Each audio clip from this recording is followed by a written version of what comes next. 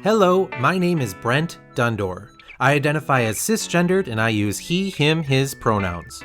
I'm a commercial photographer in Minneapolis, Minnesota, a fine artist and activist, and I'm also the proud producer of TheyThemProject.org. They Them Project interviews non-binary individuals, offering a platform for them to be seen and heard while informing and educating everyone on how words and actions affect the trans plus community. Hello to everyone listening. I'm very excited today to introduce to you Cole Grasky. Hi. I was just asking you your name, and you pronounced that for me, so thanks for that. Cole, I want you to actually introduce yourself and tell people what you do. All right. Well, I'm Cole, aka B, a upcoming singer-songwriter in the Twin Cities. I just recently put out my second EP, and I am putting out my third follow-up EP this fall. Very cool. Yeah. Cole, thank you for being here. I always like to start out the interviews by showing people how easy it is to share pronouns and how that gives others the space to do so as well. Yes. My name is Brent Dundor. I am a photographer based out of Minneapolis, Minnesota. I also produce the They Them Project. I identify as cisgendered and I use he, him, his pronouns. All right. Well, as you know, I'm Cole/B, and I identify as non-binary and use they, them pronouns. I always like to start out the interview by explaining to everyone why I started this project. And also, I don't know if you know the full background, so I'll give that to you as well. I started the They Them Project to challenge my own ignorance on gender, documenting my journey to better understand and embrace people who are gender nonconforming. Mm-hmm. I now do the project in hope of educating everyone who listens and to offer a platform to non-binary individuals to tell their stories and to be seen and heard. Yeah. It's important to me to remind everyone listening that the goal of the project is to reach the people who might have yet to take the time to understand gender. And when it comes down to it, the only way the project will grow and inform new people is when anyone that's listening to this shares it. Yeah. So that's very important. Yes. If you are someone who has shared the project before, share it again. Tell others that you listened and why they should listen to the interview as well. All right. So Cole, before we get officially started with the official questions for the project, yes. I want to know if you have any questions for me. No, I'm just excited to be here and ready to get cracking. Cool. What made you decide to do this project? What made me decide to do this project? I just saw a lot of my friends and a lot of people who I really respect take part in this, and I think it's such an important movement to display. And I think that this project is just genius in the way that it presents the non-binary community and the non-binary community specifically in Minneapolis, because it's so important for us to share that culture and embrace it, you know? Do you have any specific hopes for doing this interview? I just hope people get to know me a little bit and get to see, I guess, through my eyes, what being non-binary is like for me. Okay. All right. Now we're going to do the official questions. Yes, official. Cole, would there ever be a time that you would be upset if someone asked you what pronouns you use? No, absolutely not. Absolutely not. I think if anything, it should be, I prefer it to be one of the first things that's discussed when during an introduction.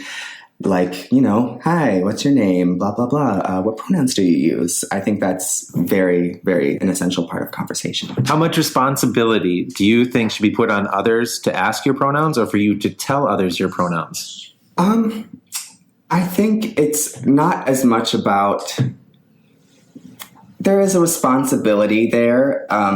It's personal preference, really. And also to those who don't identify as, or, you know, it's complicated because you can't have expectations of people all the time and that they're going to understand gender and how it's expanded over time. But It's, yeah, the best way you can do that is to just educate, and who knows, maybe I'll send them the link to this. Yep. Just to be like, if you really want to know my gender. Yeah. Here you go. Yeah. So this is the second question. This is the second question that I always ask. Therefore, it's a pretty important one. Yes. But through doing the project, I have realized that the word responsibility is kind of an interesting word. It is a very interesting word. And before you came here today, I was thinking about ways to better ask that question, so that it makes more sense for someone who is gender nonconforming. And Yes. it's with the project, I'm also trying to make sure that people who have not educated themselves on gender, that they are that they're understanding the question, right? Yes. So from the approach of someone who might not have asked someone their pronouns before, it's a responsibility. It's like what they have to think about to ask someone, right? Right. So here's a question that I thought of before you came here, and you can help me with this question maybe about how should I ask this question so that it's best for this type of interview, right? So I was going to say, if everyone in the world understood the fluidity of gender and the importance of asking and respecting someone's gender, what do you think would be ideal for when you meet and introduce yourself to someone? Would everyone say their pronouns, or would people ask, and it would be asked in the same way that people would ask someone's name? Yeah, I think if gender was more fluid, just the interactions I've had with other non-binary people, it's really not that hard to just, say, hi, how are you? Nice to meet you, give a compliment, but, make sure that you somehow work in, what pronouns do you use? And I think a lot of people would never be offended by that. If anything, they'd be really thankful, and it would just show them what kind of person you are and that you respect them. Yeah, it all comes back to the idea that it's really the same thing as asking someone's name. Exactly. And I haven't actually put it this way in the interviews, but it's like if you went up to someone and you said, "Is it okay if I ask you what your name is?" That would be kind of a weird question. Right. Yes. Because everyone wants to be respected by their name. You don't want, no one wants you to call to say the wrong name repeatedly over and over again. Right. But yeah. Yep. Cool. Are there any instances where you currently use other pronouns other than they, them? Lately, no. I have been trying to make it so that it's fluid throughout everything that I use. If anything, my driver's license might still say male on it. But now I'm hearing about, the X on the line movement. And I think that's something that should be, looked into and expanded on more. I would love to be able to put that down on medical records and things like that, just because it does make the difference. But yeah, I'm trying to make it so that it spans across everything in my life. So has there ever been a time you've thought about using pronouns other than he, she, or they? Ever been a time where I thought about using other pronouns? I mean, I feel like they just describes me very well. I just feel like, and not even just for me, but honestly, for anyone who you just don't know what they identify as. And I'm not as, I can be a little, how do I say this? Passive in terms of my gendering sometimes, just because I don't feel like, when it comes to everybody misgendering you or just a person who you'll never meet again, you can't always correct them because it's just exhausting, But yeah, I always felt they, them really described me best. And I think anything else, I've thought about my gender so many times, but I mean, I never felt so strongly to want to identify as just a specific gender. I always felt I was very fluid in that sense. Well, there's some people who feel that that they, them pronouns are actually too specific to gender. A lot of people have their thoughts, but honestly, it's just, again, up to personal preference. Yep. And I prefer they, them. All right. Away from pronouns, Yes. how would you describe yourself and your gender? How would I describe myself and my gender? I mean, I guess there are keywords. Black, not just meaning skin tone, but I mean, black is my favorite shade, favorite color, if you will. You'll catch me in it probably every day. I would just describe myself as hopefully just honest, and I don't know, I'm B. I'm just B. What more can I say? I like that. How long have you been using they, them pronouns? I've been using they, them pronouns for, I think coming up on 2 years now. When I first started learning about it and looking into it, maybe a little less than 2 years, maybe like a year and a half. But when I first started looking into it, I don't know. I mean, one day it wasn't really like, it's never like an overnight like decision or just bam, I'm non-binary. It's more just one day I felt like, I like this skirt. I really want this skirt. And it's almost like a weird craving, but like I have to wear this. And I mean, it's just really, I started expressing myself to my fullest extent and, just didn't care what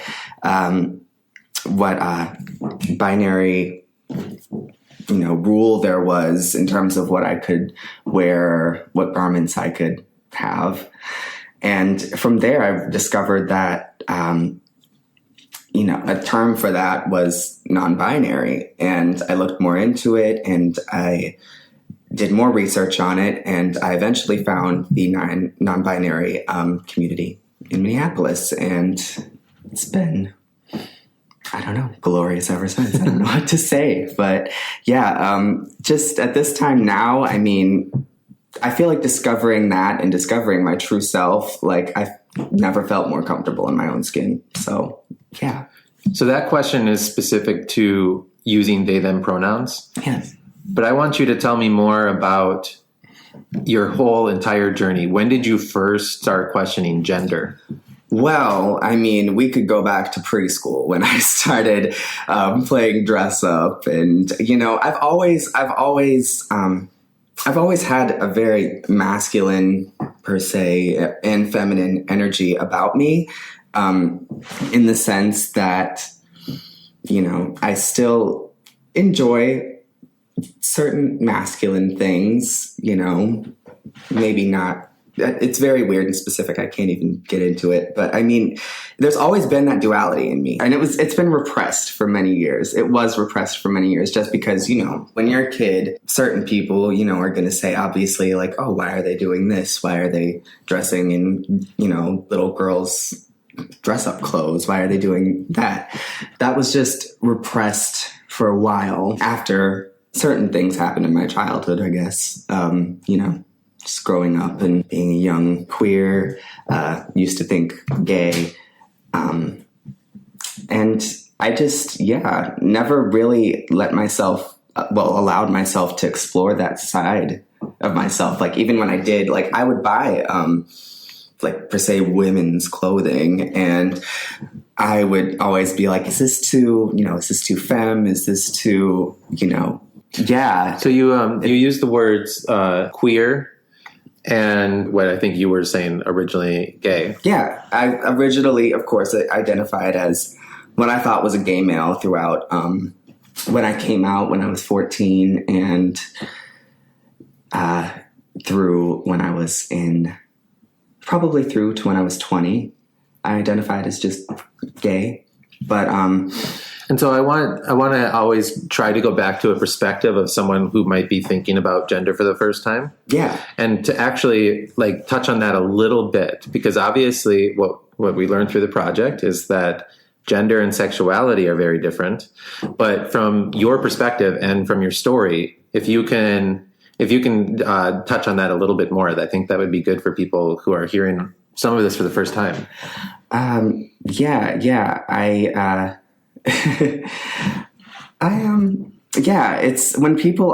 when you're discovering your gender, it's hard to say. It's hard to describe. It's never just an overnight thing. Like, it's something that happened for years. And, I always had these desires, and I always loved, seeing, clothes on the mannequins at like a Forever 21, and, and it was always in the women's department. And I always hated, whatever was in the men's department. And honestly, like, it just comes down to expressing yourself truly and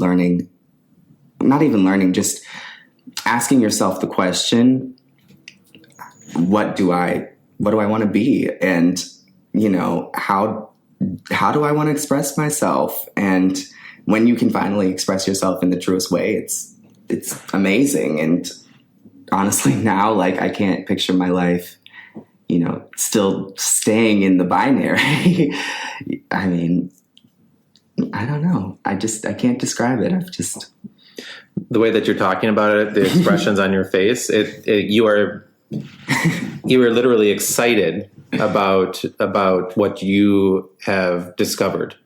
Yeah, because, when you think you have to be a certain way your entire life, and you think that there's nobody else like you who would want these things, those feelings are just very repressed, and you feel like you're not 100% your true self. And for me, it's been a journey. It's just been a journey finding who I feel I really am. And I just feel as if I found my true self. I can't say anything more than that. That's great. All right. So this is a question that I try to actually ask every person that I interview. Yes. Do you feel that race plays into gender identity and acceptance of someone's gender? I come from a background of, my mother is white. My father was black. I didn't know my father very well. And my mother's always been very accepting. And I can't say there's never been any friction about what I identify as, because, even when you come out of the closet the first time, for me, as when I came out as gay, it was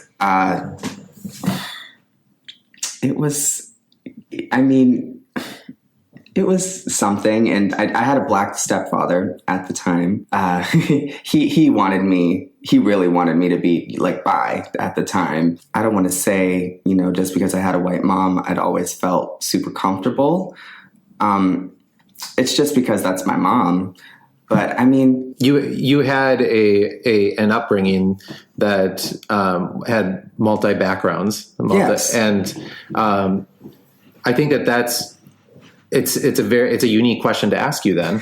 Exactly, because there was never just one race involved. It was, it was just a lot of different input from a lot of different kinds of people. It's an interesting question. I never felt like race really played into that. I think if anything, it enhanced it, because the POC community, queer community in Minneapolis is so accepting and so wonderful. And I never felt like it ever hindered me in any way. If anything, it, made things way better.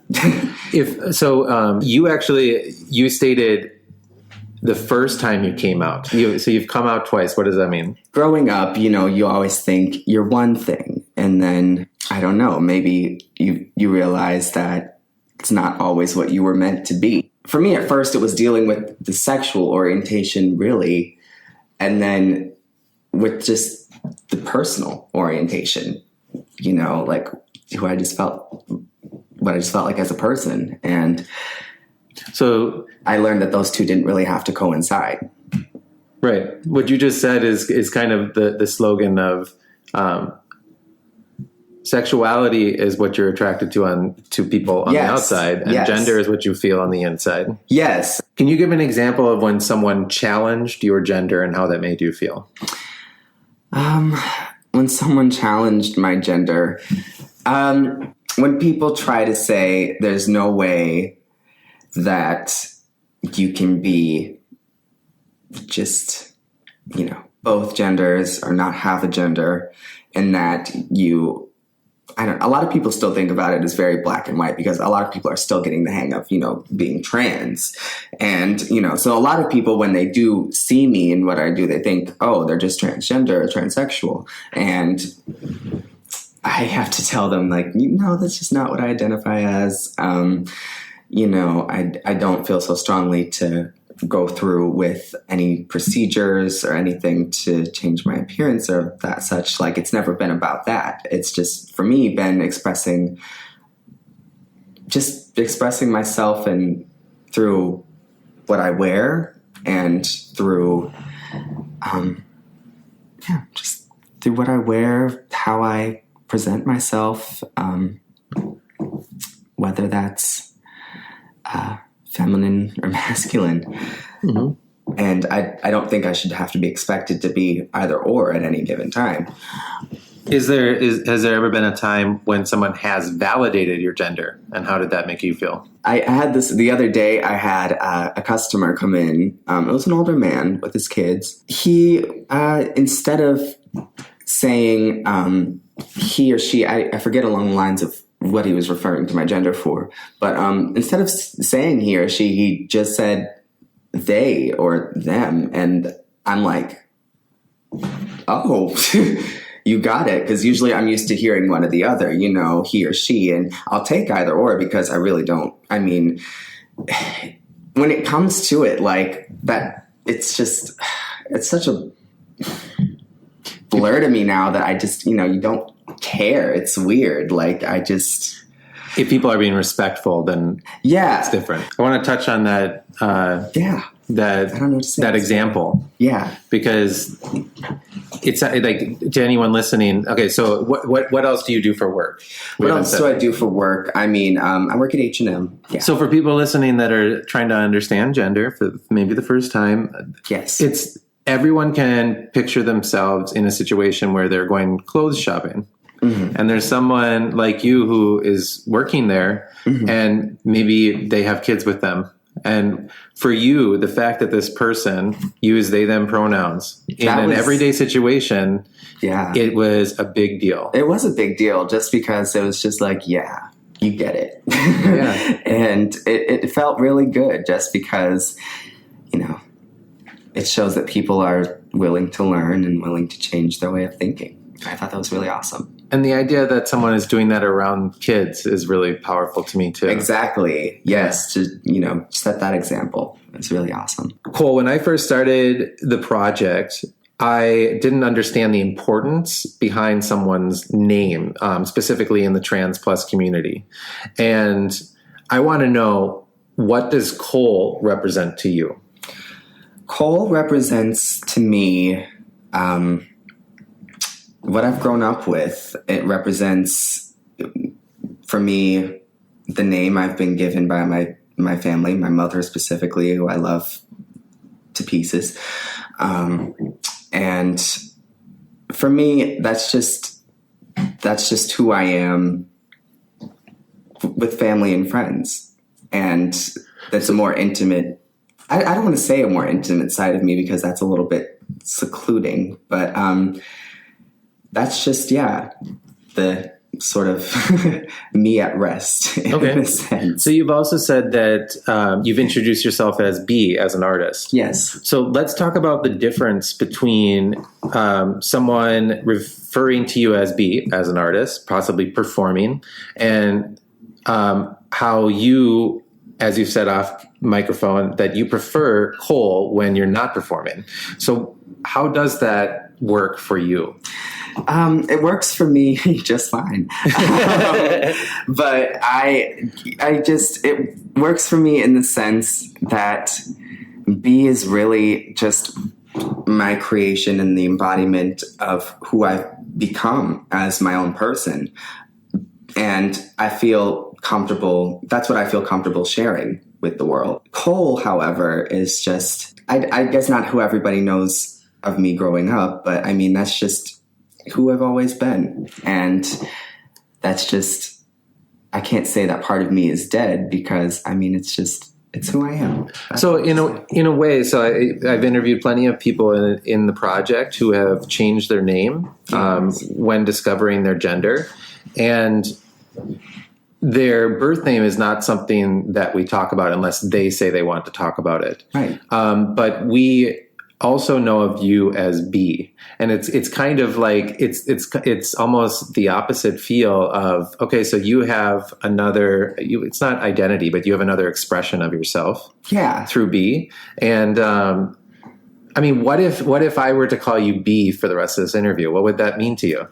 That would mean, I guess we're talking to you as an artist as well, so that's a little different, but yeah. I mean, and I would be fine with that just because, I mean, this is the They Them project. Yeah. So, I mean, of course, if we're talking about my artistry, I would expect you to use that. But I think it would be a little strange if we just met, at any sort of gathering or just on the sidewalk and you were just like, hey, B. And I'm just like, huh? How do you know that name? Yeah.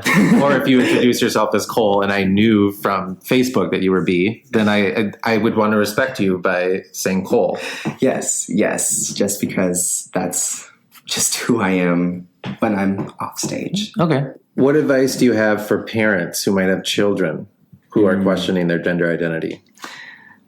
Let them express themselves. Let them go towards whatever they want to go towards, whether it's the Barbie aisle or the Hot Wheels aisle. What advice would you have for youth who might be listening to this and questioning their gender identity? I would say, don't doubt yourself. If you think that you might be non-binary or you might be of another gender, I mean, really just do your research and ask yourself the questions. Ask yourself what parts of that research can you relate with. If you feel like it's something you want to experiment with, feel free to experiment. I mean, nobody's going to chastise you for that. As long as you're just being true to yourself. All right. So at the end of the interview, I always like for people to have a space where they can promote themselves. But let's talk a little bit more about you as an artist. Tell me about B. B is B is a lot of different things. It's what I've always just been working on since high school. Back when I was sitting in ISS in freshman year, I would, start writing songs. And, I mean, I'd been writing for so many years before I actually started recording my songs and putting them out there on SoundCloud and things like that. And yeah, just all of this work and all of this, experimenting with music just led into B. And I mean, I put out my first EP last year, and that was really awesome because I did a lot more performance than I thought I would ever get to do off of that. So that was really awesome. And this summer, I put out B Volume 2 in June, and that was thankfully well received by my peers. And it's something I'm still very, very proud of and still promoting. And now I'm just working on my next follow-up project that will be coming out hopefully sometime next month. And that's going to be called Ulexite. If people want to connect with B, where do they do that? They can connect with me on Instagram at be.cg. They can also get me on Facebook. That is facebook.com/thebemix, THEBEMIX. And also on SoundCloud at soundcloud.com/Cole Grasky. All right. And all of those links will actually be in the interview profile down below as well. Yes. Well, Cole, is there anything else you would like to say to anyone listening? follow your dreams and keep being you. Thank you for having me. Thanks for being here, Cole. All right. If you are a person who has listened to this podcast, you might be asking how you can support Cole, how you can support They Them Project. And it's actually really simple. You share the interview. And all you have to do is go through the website, theythemproject.org, and you can click the share links that are provided on each person's personal interview. It takes about 5 seconds, and it makes all the difference in the world. So go to theythemproject.org and share these interviews.